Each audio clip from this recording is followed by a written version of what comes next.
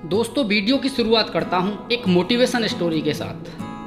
Video को अंत तक देखना, आपको 100% बहुत ज़्यादा मोटिवेशन मिलने वाला है। अगर आज आपको मोटिवेशन ना मिले तो भाई आप जो चाहो वो पनिशमेंट कर सकते हो। एक गांव में दो दोस्त रहते थे जिनका नाम राम और श्याम था। एक दिन राम और श्याम आपस में डिस्कस कर रहे थे कि भाई ऐसा करते हैं, बाजार चलते हैं, एक भैंस खरीद कर लाते हैं। भैंस को खरीद कर लाएंगे, उसका दूध बेचेंगे, दूध के प्रोडक्ट्स बनाएंगे, उनको बेचेंगे, मुनाफा होगा, फिर और भी भैंस खरीदेंगे। ऐसे थोड़ा सा पैसा खर्च करके एक बहुत बड़ा सा बिजनेस हम कर सकते हैं। तो राम और श्याम दोनों ही बड़े खुश होते हैं क्योंकि दोनों का ही डिसीजन था और दोनों का ही मन एक हो गया था। तो अगले दिन दोनों को गांव के बाहर जो सड़क थी वहाँ पर चौराया था, उसमें मिलना था। राम और श्याम अपने घर चले जाते हैं। तो सुबह को 6 बजे का टाइम था। राम पहुंच जाता है लेकिन श्याम नहीं पहुंच पाता। राम उसका 1 घंटे, 2 घंटे, 2.5 घंटे, 3 घंटे इंतजार करता है लेकिन श्याम नहीं पहुंचता। कोई बात नहीं। अब राम को लगा कि श्याम, मुझे लग रहा है किसी ना किसी दिक्कत की वजह से नहीं आ पाया, हो सकता है कोई परेशानी हो। चलो कोई बात नहीं है, जब आइडिया तो दोनों का था ही, अब मैं ही अकेला बाज़ार चलता हूँ और एक भैंस खरीद कर लेके आता हूँ। वो चला जाता है और बाज़ार से एक भैंस खरीद कर ले आता है। अपना दूध का काम चालू करता है, दूध बेचता है। धीरे धीरे महीने 2 महीने में उसका थोड़ा सा बिजनेस डेवलप हो जाता है। दूध की सेल बढ़ जाती है, दूध के प्रोडक्ट बनाता है, मावा बनाता है, पनीर बनाता है।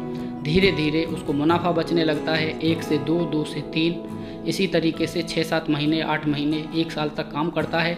3-4 भैंसें और ख़रीद लेता है। अब तो उसका बिजनेस और बढ़ गया, टर्नओवर भी बढ़ गया, पैसे भी आने लगे। तो उसके दिमाग में एक बार एक विचार आया कि क्यों ना अपना एक छोटा सा काम शहर में जाकर किया जाए। उसने बोला वहाँ पर जाकर थोड़ा मुनाफा भी होगा और अपना काम भी अच्छा चल जाएगा। वो गाँव को छोड़कर फिर शहर चला जाता है। वो 3-4 साल तक शहर में ही रहता है। अब तो दिन प्रतिदिन उसका बिजनेस आसमान छूने लगा। अब तो उसके पास में रुपया, पैसा, बैंक बैलेंस, गाड़ियाँ इत्यादि, वो बहुत बड़ा आदमी बन गया, मालिक बन गया। उसका बिजनेस आसमान छूने लगा। अब एक दिन उसको ऐसे ही अपने गांव की याद आई और वो बोला कि भाई मुझे श्याम से जाकर मिलना चाहिए। जिन व्यक्तियों के साथ, बच्चों के साथ में मैं खेला करता था, आज से 4-5 साल पहले रहा करता था, टाइम इन्वेस्ट करता था, आज उनसे जाके मिलना तो चाहिए, कम से कम उनकी हालत को देखना चाहिए कि कौन क्या कर रहा है। राम अपनी गाड़ी उठाता है और अपने गांव की तरफ रवाना हो जाता है। थोड़ी देर के बाद में गाड़ी जब गांव में पहुंचती है तो गांव का कच्चा ही रास्ता था, पानी भरा हुआ था। गाड़ी को पानी के रास्ते से ही निकालना होता है, लेकिन गड्ढा गहरा था, कीचड़ था, तो गाड़ी उसमें फंस जाती है। अब राम बड़ा परेशान होता है कि गाड़ी को कैसे निकाला जाए। वो गाड़ी से उतर जाता है और इधर उधर देखता है कि अब तो कोई ना कोई आदमी आएगा, इसमें धक्का लगाएगा तो ही मेरी गाड़ी बाहर निकलेगी।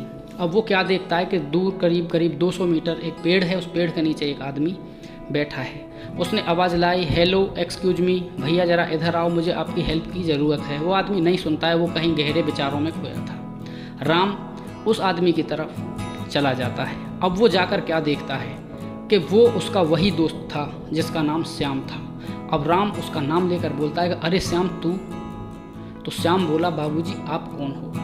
मैंने आपको नहीं पहचाना, क्योंकि श्याम की उम्मीदों से परे था। उसने कभी सोचा नहीं था कि राम कभी गाड़ी में, सूट बूट में और इतने बदले हुए रवैये में कभी उसके सामने आएगा।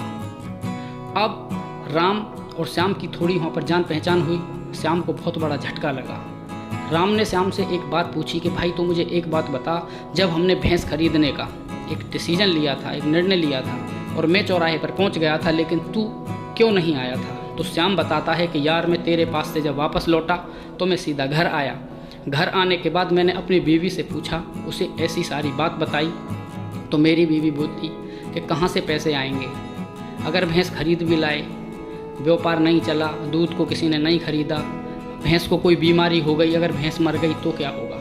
तो यार बस इन्हीं शब्दों को सुनकर मेरा दिमाग खराब हो गया, मैं डिमोटिवेट हो गया और मैं इसलिए आया ही नहीं। मेरे दोस्त, कहानी का सीधा सीधा अर्थ यही है कि हमारे पास बहुत सारी अपॉर्चुनिटीज़ आती हैं, बिजनेस के मौके आते हैं, सक्सेस का हमको टाइम मिलता है, लेकिन हम हमेशा नकारात्मक शक्ति के शिकार हुए रहते हैं। हम उन लोगों से अपने काम की सलाह लेते हैं जिन्होंने वो काम कभी किया ही नहीं, तो फिर वो लोग हमको क्या समझाएंगे। ऐसा नहीं हुआ तो, काम बिगड़ गया तो, बिजनेस नहीं चला तो, सफलता नहीं मिली तो, जॉब नहीं लगी तो। मेरे दोस्त, ठंडे दिमाग से ज़रा आप एक बात ये सोचो कि आपकी ज़िंदगी जैसी चल रही है, आपके साथ जैसा हो रहा है वो तो चल ही रहा है। अगर आपने एक प्रयास कर लिया, आपकी ज़िंदगी बदल गई तो फिर क्या होगा। अगर आप जैसा जीवन जी रहे हो, अगर उसमें 1000, 2000, 4, 10, 20 हज़ार का नुकसान हो भी गया तो उससे ज़्यादा क्या होगा। जैसी ज़िंदगी चल रही है ऐसी ही चलती रहेगी। एक बार पॉजिटिव वे में आप ये सोचो कि अगर आपका बिजनेस सक्सेस हो गया तो क्या होगा।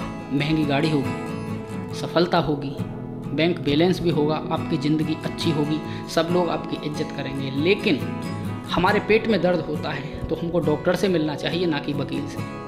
अगर हमें किसी के साथ कोई झगड़ा, केस, इस तरीके की कोई कार्रवाई करनी है तो हम डॉक्टर से थोड़ी ना सलाह लेंगे, उसके लिए हमको वकील से जाके मिलना पड़ेगा।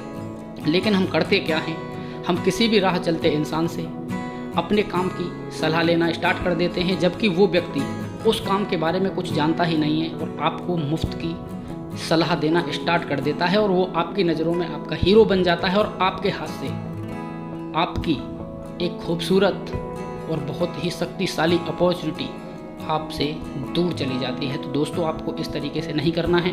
वीडियो अच्छा लगा हो तो वीडियो को शेयर ज़रूर करना। हो सकता है कि इस वीडियो के माध्यम से किसी की ज़िंदगी में थोड़ा बदलाव आ जाए। मिलते हैं दोस्तों आगे किसी ऐसे ही अन्य नॉलेजफुल और मोटिवेशन टॉपिक के साथ में। जय हिंद, जय भारत, वंदे मातरम। Thank you.